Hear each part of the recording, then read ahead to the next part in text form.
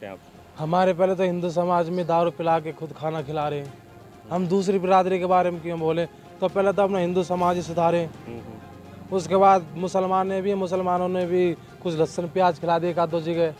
जी ये तो बहुत अच्छा होगा हमारे लिए, क्योंकि हमारे सब हिंदू भाइयों के लिए अच्छा होगा कि हमें पता लगे कि किसी मोमडन की दुकान है हिंदू की दुकान, क्योंकि हमें नहीं पता कि हमारा मोमडन जो है कुछ खिलाए हमें। कांवड़ यात्रा के दौरान कांवड़ रूट पर अपनी पहचान छुपाकर ढाबा, रेहड़ी या ठेला नहीं चला सकने वाले आदेश के बाद अब ऐसी खबरें भी सामने आ रही हैं कि होटल के मालिकों को अपने मुस्लिम कर्मचारियों को काम से निकालना पड़ रहा है और भी अलग अलग तरह का असर इस सरकारी फरमान के बाद ग्राउंड पर देखने को मिल रहा है। आज इस वीडियो में हम बात करेंगे कि इस फरमान के बाद दिल्ली देहरादून हाईवे पर बने होटल के मालिकों का क्या कहना है और नेताओं का भी क्या कुछ कहना है। तो चलिए करते हैं वीडियो की शुरुआत। नमस्कार, आप देख रहे हैं आज का उत्तराखंड और मैं हूं आपके साथ सरिता तिवारी। कांवड़ रूट पर अब कोई भी अपनी पहचान छुपाकर रेस्टोरेंट, ढाबा या ठेला नहीं लगा सकता। इस आदेश के बाद अब जहां एनडीए में अलग अलग बयान सामने आ रहे हैं, तो वहीं विपक्ष इस फरमान का विरोध करता हुआ नजर आ रहा है। इस फरमान के बाद दिल्ली देहरादून हाईवे पर पड़ने वाले साक्षी होटल के मालिक ने अपने 4 मुस्लिम नौकरों को काम से निकाल दिया। उनका कहना है कि पुलिस की गाड़ी उनके पास आई थी और उन्होंने कहा कि मुस्लिम लड़कों को आप अपने यहाँ नहीं रख सकते हो। सुनिए क्या कुछ कहा इस होटल के मालिक ने। जो पुलिस वाले आए थे, क्या उन लोगों ने आपसे कहा है, उसके बाद आपने क्या किया है? उन्होंने कहा जरा ये जो आप पहले तो ये यहाँ से 6x4 का एक प्रोप्राइटर का बोर्ड लगाए थे, 2 जगह लगाएंगे, एक जगह लगा चुके हैं, अभी दूसरी जगह लगाना बाकी रहेगा। और इनकी सभी की आईडी और पहचान पत्र ये ले गए, उन्हें संलग्न करके एक जगह रख लो और तुम्हारा इन्हें जो क्या नाम है ये हैं कौन मोमडन जो तुम्हारे वर्कर है, इन्हें आप इनसे नहीं रखेंगे। कितने लोग थे जिन्हें आपने हटाया अपने होटल? उनके वे 4 थे जी। कौन, नाम क्या है? एक मुंशी जी थे, एक शफकत अली, एक वकार और एक राजू लड़का था, मोमडन ही था। वहीं दिल्ली देहरादून नेशनल हाईवे 58 मुजफ्फरनगर में चाय की दुकान चलाने वाला एक ऐसा मुस्लिम युवक सामने आया है जिसकी दुकान का नाम कुछ दिन पहले तक चाय लवर पॉइंट हुआ करता था, लेकिन इस सरकारी फरमान के बाद अब इस चाय की दुकान का नाम बदल गया है और अब मालिक फहीम ने अपनी दुकान का नाम वकील साहब टी स्टॉल रख दिया है। जब फहीम से बात की तो उनका साफ तौर पर कहना था कि पुलिस के इस फरमान का कांवड़ यात्रा के दौरान उनके काम पर बड़ा प्रभाव पड़ने वाला है, क्योंकि जो शिव भक्त कांवड़िए हैं जब उनकी दुकान पर वो नाम पढ़ेंगे तो वह उनके पास चाय पीने के लिए नहीं आएंगे। क्या नाम है आपका? मोहम्मद फहीम। फहीम साहब, आपने दुकान का नाम चेंज किया, इससे पहले क्या हुआ करता था? चाय लवर पॉइंट। वजह क्या रही इसका चेंज करने में? वजह कावड़ यात्रा है। कावड़ यात्रा के बाद कह रहे हैं कि फिर अपना जो चाहे वो रख लिए और कावड़ तलक अपना ये नाम बदल लो। कौन आपके पास इस चीज के लिए आया था, नाम बदलने के लिए, कहने के लिए, और कब आपने ये बदला है? भंगेला चौकी से आए थे, 10-12 दिन हो गए और ऐसे चुप गाड़ी आई थी खतौली से। क्या कहा उन्होंने? नाम बदलने को बोला कि ऐसा नाम रखो, अपना नाम जो तुम्हारा नाम है उसके आगे खान या मोहम्मद लगाओ। वजह बस यही है कि कावड़। जिससे कि कावड़ियों को ये पता चल सके कि ये दुकान किसकी है। आपको क्या लगता है कि अब ये आदेश जो जारी हुए हैं, आपका नाम दुकान का चेंज हो गया है, पहले चाय लवर पॉइंट होया करता था, अब वकील अहमद टी स्टार है, तो क्या लगता है कि इस कावड़ यात्रा में शिव भक्त जो है वो आएंगे दुकान पर? देखो जी, जिनको कुछ नहीं पता वे तो आने ही हैं, पर ऐसा भी हो सकता है कि कुछ गलत हो जाए, पर अच्छा आदमी नहीं आएंगे, जो पढ़े लिखे हैं वो सीधे ही जाएंगे। वजह है कि हिंदू मुसलमान। जो प्रशासन ने ये पहल की है, आपको क्या लग रहा है कि सही है या गलत है? बस सही गलत तो वे ही जानते हैं, इसके बारे में उन्हें ज़्यादा ज्ञान होगा जी। कावड़ यात्रा के दौरान एक आदमी के मन में बात रहती है 2 पैसे कमाने की, क्या लग रहा है कि इस बार नुकसान होने वाला है? हाँ जी बिल्कुल, पूरे साल का नुकसान होता है। अब जो कावड़ के बाद 2 महीने होते हैं, कुछ काम नहीं होता उसमें। तो सुना आपने, इस दुकान के मालिक का साफ तौर पर कहना है कि प्रशासन ने जो ये पहल की है उन्होंने सोच समझ कर की होगी, लेकिन इस पहल से उन्हें इस बार कावड़ यात्रा में नुकसान होने वाला है, क्योंकि जो शिव भक्त कावड़ लेकर अपने गंतव्य को यहाँ से गुजरेगा वो इनके दुकान का नाम देखकर यहाँ पर नहीं रुक पाएगा। वहीं सरकारी फरमान को लेकर कांवड़ियों से बातचीत की तो उन्होंने क्या कुछ कहा वो सुनिए। बोले आपका क्या नाम है? सुमित वशिष्ठ जी। मुजफ्फरनगर प्रशासन और शासन, यूपी के शासन को आप क्या कहेंगे जो उन्होंने पहल की है दुकानों पर नाम लिखने की? जो कावड़िया आते हैं जहाँ बैठकर खान पीन करते हैं, किस तरीके से देखते हैं आप उसको? हमारे पहले तो हिंदू समाज में दारू पिला के खुद खाना खिला रहे हैं। हम दूसरी बिरादरी के बारे में क्यों बोले, तो पहले तो अपना हिंदू समाज ही सुधारें। उसके बाद मुसलमानों ने भी कुछ लहसुन प्याज खिला दिया एक दो जगह, वहाँ पे खूब लड़ाई हुई तो दंगा भी हुआ था।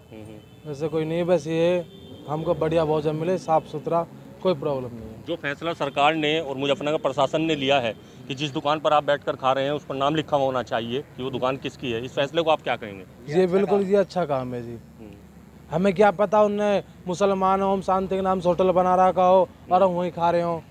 कोई भरोसा थोड़ी इसके बढ़िया वो कि अपना नाम बनवाए जिससे कि पता रहे, जिससे पता लगे क्या। बोले आपका क्या नाम है? मेरा नाम अमित है। अमित जी, आप कहाँ से आ रहे हैं और कहाँ जाएंगे जल लेकर? हरिद्वार से आए हैं और दिल्ली जाएंगे। दिल्ली जाएंगे। मुजफ्फरनगर प्रशासन ने और शासन ने जो एक पहल की है दुकानों पर नाम लिखने की, उसको आप किस निगाह से देखते हैं, कितना सही है? अब निगाह से तो वो बीच रास्ते में तो आधे लाइट तो है नहीं। जब आते वक्त में जो रास्ते में है हमारे कावड़ियों के साथ में कुछ मतलब वो ऐसा हुआ कि खाने के समय पे जो खाना जो बनाता है होटल में, उसने क्या किया कि अंडा खा के दारू पी के वो खाने में प्याज डाल दी थी और हमारे जो कावड़ियों का जो है उसका थोड़ा विवाद हुआ था। अब जो ये फैसला हुआ है कि दुकानों पर नाम लिखा हुआ होगा, जिससे कि भोले जो कावड़िए हैं उन्हें पता रहेगा कि किस दुकान पर बैठकर वे खान पीन कर रहे हैं, क्या कितना सही लगता है आपको कि कितना सही फैसला है? अब फैसला तो अब इतना तो अंदाज़ा नहीं है, लेकिन जो भी है नाम तो सब अपना बदल के ही रख रहे हैं, जिससे कि हमें भी इतना जानकारी नहीं हो पाती कि कौन मुसलमान है कौन हिंदू है। तो ये फैसला अच्छा है जिस पर लिखा हुआ होगा नाम दुकान पे? अगर हिंदू का नाम होगा तो वो अच्छा है। अगर मुस्लिमों की दुकानों पर उनका नाम लिखा हुआ है तो आपको लोगों की जानकारी में रहेगी कि ये मुस्लिम की दुकान है? हाँ, ये जानकारी में तो बिल्कुल ठीक है। हाँ, ये ठीक रहेगा। आपका क्या नाम है? बोले। संदीप सैनी।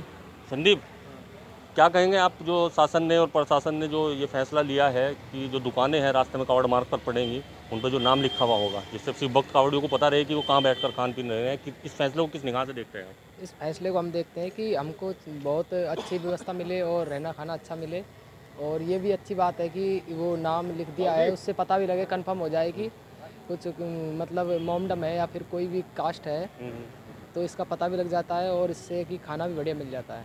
हरिद्वार के सांसद त्रिवेंद्र रावत ने इस फरमान पर कहा कि इसकी आलोचना नहीं होनी चाहिए, और कुछ दिनों पहले मैं पढ़ रहा था कि पिछले साल कांवड़ यात्री कहीं पर खाना खाने गए तो उसमें कुछ निकला, और पुलिस के इस कदम की प्रशंसा होनी चाहिए। उसमें भोजन करना है या कोई अन्य धर्मावलंबी उसको लगता है कि मैं उसी क्या मुझे भोजन करना है, तो मैं समझता हूँ कि उससे कोई दिक्कत नहीं होनी चाहिए। मैंने देखा है कई मुस्लिम समाज के लोग हैं, हमारे मित्र हैं, तो अगर वो नॉन वेज खाते हैं तो उनको हलाल का चाहिए। अब उनको कोई झटका खिला दे तो फिर उसी में विवाद हो जाता है।